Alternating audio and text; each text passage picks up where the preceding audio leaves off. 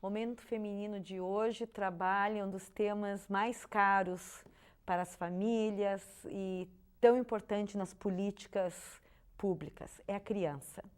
Dia 12 de outubro nós festejamos o Dia da Criança, embora seja uma data comercial, ela traz também uma reflexão sobre como estão sendo tratadas nossas crianças hoje. É sobre isso que talvez historicamente, na literatura, a gente vai tentar discutir. Né? Que sentimento vocês têm, que vocês podem traduzir, que as crianças, como são tratadas hoje na nossa sociedade contemporânea? Olha, eu antes de falar sobre isso, só parando um pouquinho no 12 de outubro, né, do porquê do 12 de outubro, o primeiro código que versava sobre os direitos da criança, na verdade não, né, porque os primeiros códigos, eles são, a gente chama de doutrina da proteção irregular, ou seja, eles versam, são legislações que versam sobre crianças, ou sobre, e a tentativa de colocar crianças que não estão sob custódia de alguém, sobre custódia de alguém ou sob custódia do Estado. Então, o primeiro Código de Menores, que era assim chamado, de 1927, do Melo Matos, e é 12 de outubro, então a data... Por isso a data, né? 12 de outubro, aí junto com Nossa Senhora Aparecida, quer dizer, vamos dizer assim, coaduna, né, duas datas. Então, assim, primeiro se tem um olhar que não é de reconhecimento da criança como sujeito de direitos. Então, a gente vai ter um olhar voltado para a criança como sujeito de direitos só a partir da Convenção Internacional de 1989, Convenção da ONU, e depois, é por isso que o Brasil muda a sua legislação, né? O Estatuto da Criança e do Adolescente, na década de 90, é porque o Brasil ratifica uma legislação internacional, então ele tem que mudar a sua legislação, porque não é uma declaração, não é uma carta de boas intenções, que a Carta de Boas Intenções em relação aos direitos da criança é de 1959. Então, em 89 ele ratifica, em 1990 ele cria o Estatuto da Criança e do Adolescente, em função dessa legislação internacional e em função dos movimentos sociais que estão exigindo do Estado um tratamento diferenciado em relação às crianças, e que legislação para criança é legislação para todas as crianças e não para as crianças, né? Para algumas. E entender que ela é sujeita de direitos. Então, assim, quando eu penso, acho que as crianças hoje são muito melhor tratadas do que já foram em muitos momentos, mas eu sou da turma que defende o fim da ideia, da prática da palmada como uma prática educativa, né? Então tem uma legislação que agora está tramitando, né, e que está gerando uma grande discussão, que popularmente se chama assim, a legislação da palmada, né? Então, assim, ao mesmo tempo a gente vê uma grande resistência das pessoas em dizer assim, mas eu só dou um tapinha e um tapinha não dói. Ao mesmo tempo eu fico me perguntando se nós estamos tratando melhor nossas crianças, mas não tão bem assim, porque nós não conseguimos abrir mão do castigo físico como uma prática socialmente aceita. Então, quantas vezes a gente vê uma mãe batendo numa criança na rua ou perdendo a paciência? Eu fico enlouquecida quando eu vejo na rua uma mãe, né, batendo, é desigual, Paula. Isso, mas é justamente isso assim que a gente precisa começar a olhar. Se eu tenho o direito de não ser agredido por causa das minhas ideias, por causa dos meus quereres, por que eu tenho o direito de agredir alguém que emocionalmente depende de mim, fisicamente depende de mim, né? Materialmente depende de mim? A criança está numa situação de muita vulnerabilidade e de entrega total. Exatamente. Mas aos seus cuidadores, né? Eu não estou nem falando de pai e mãe, eu estou falando dos seus cuidadores. Eu queria voltar um pouquinho nessa discussão na questão da vulnerabilidade, mas sobre um outro viés. Se nós pensarmos em quem era criança, por exemplo, antes da formação da burguesia ou da família burguesa, a gente sabe que a criança não tinha o estatuto de criança, não o estatuto lei. Ela não tinha a condição de criança, não existia essa condição. E essa condição foi uma conquista da burguesia e mais tarde muito referendada pelo próprio iluminismo, né? Rousseau, enfim. Foi uma conquista, assim, com todas as suas contradições que são próprias da modernidade, foi uma conquista que trouxe benefícios para a sociedade como um todo. Quer dizer, a própria família burguesa, ela se forma como? Tem que existir um pai e uma mãe em função de quê? De uma criança, que será o homem do futuro. A escola pública surge para continuar a educação desse homem do futuro, enfim.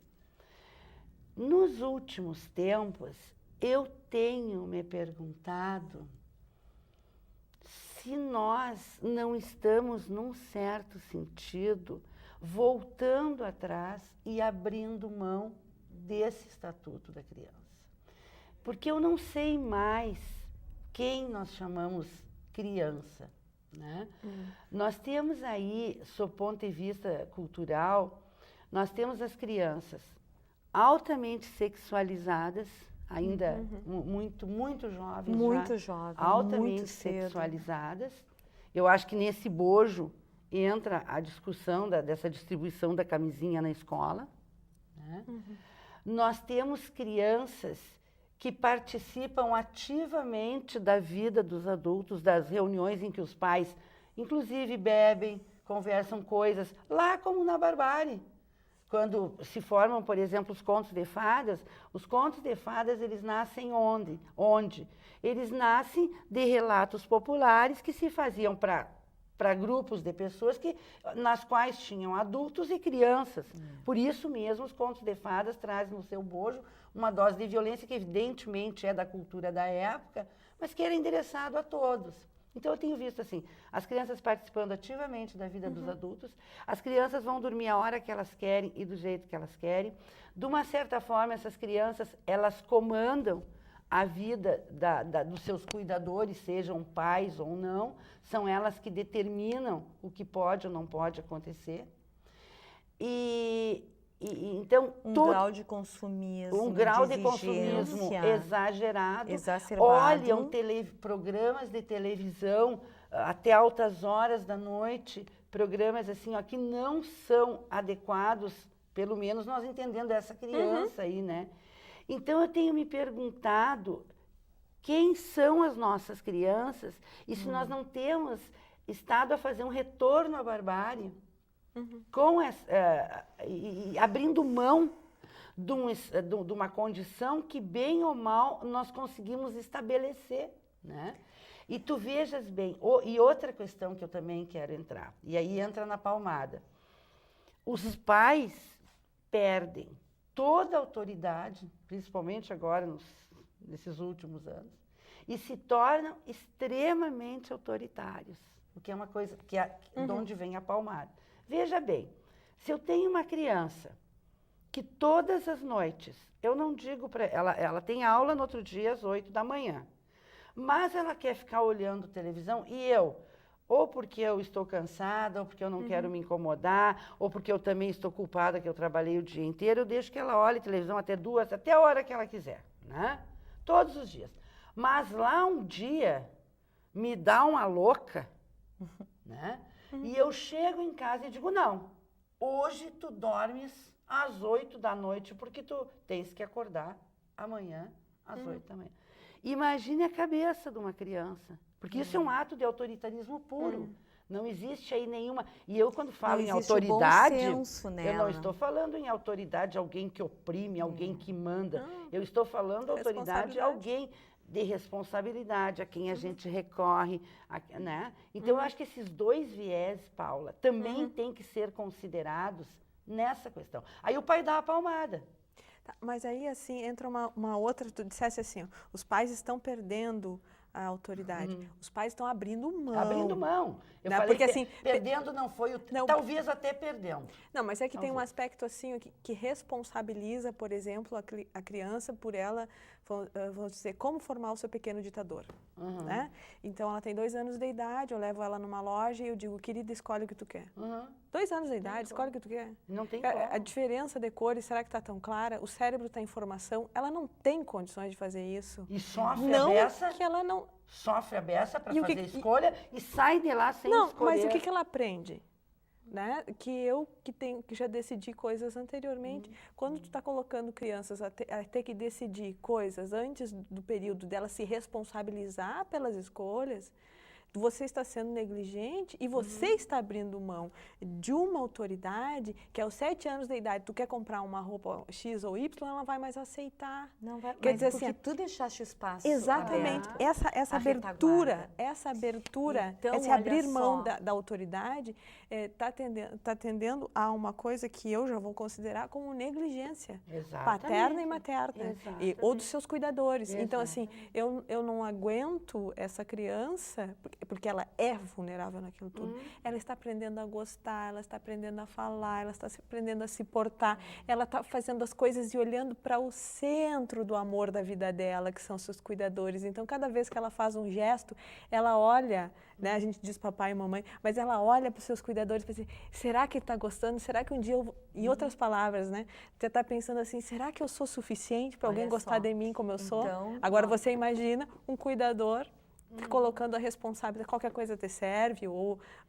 E aí, então, não é só uma educação que a gente tem que passar para as crianças, mas os cuidadores, pai e mãe, também precisam, né? Precisam educados para ser as responsabilidades, responsáveis pela educação da criança. Vamos assumir as responsabilidades, né?